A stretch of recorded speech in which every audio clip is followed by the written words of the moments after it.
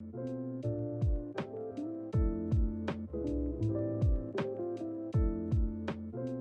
last question is if you would be willing to share 3 concrete tips for people who want to build the types of skills that you have. Well, communication, there are a lot of things that will really help in a collaboration, and basically all jobs call for collaboration. Unless you're just an entrepreneur and you're doing your own thing, generally teamwork's very important, and having the proper communication within the team is so critical. To me, that's a few things. Listening. So you understand, it's not just you're talking over everyone, it's not just your opinions, you have to understand everyone else's opinions. So listening is so key. Being critical when you're listening. So be curious, ask follow-up questions. Don't just take all that information in. You actually have to say, well, wait a minute, what do you mean about X?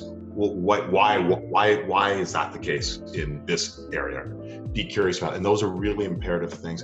And then above and beyond that, also there's going to be conflict. That's a natural thing when you have a team setting. There's going to be some level of conflict. How do you deal with that conflict? How do you take criticism? Is it constructive or is it coming from a destructive place? You really have to identify the source of the criticism and then be able to, how do you take that and make that grow and make that better? And the same thing when you're handing out criticism. How do you, I've always said to my kids that 90% of conflicts are the tone and 10% are what's being said. So I always be, mindful of how your voice is being received by others. I think when it comes to communication, all those things are so key, and it'll really help you with the collaborative energy that you're going to need in any successful workplace. And one other thing that's so important, obviously, when you talk about teamwork, is just identifying everyone's roles, but also be willing to defer at times. I think one reason I've had some level of success professionally is I haven't gone in there breaking down the door. I need to be the guy. I need to be the main guy.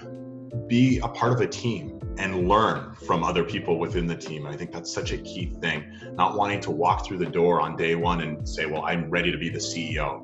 It takes some time, and again, 42 rejections of applying for different jobs right off the hop, and then working in Sault Ste. Marie, and then Calgary, and then Toronto, and then down in the States. It's a stepping stone. There's a ladder there. And to learn from people, maybe if you say, well, I really want that person's job, talk to that person, and he or she can maybe describe some of the skill sets and help you along the path, not just have an expectation that on day one you're going to be in the captain's chair.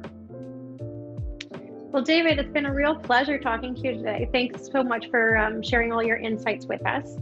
Yeah, Connie, thank you so much for having me, and hopefully something could be gained from all this. And we look forward to seeing you again soon. Yes, absolutely. Yeah.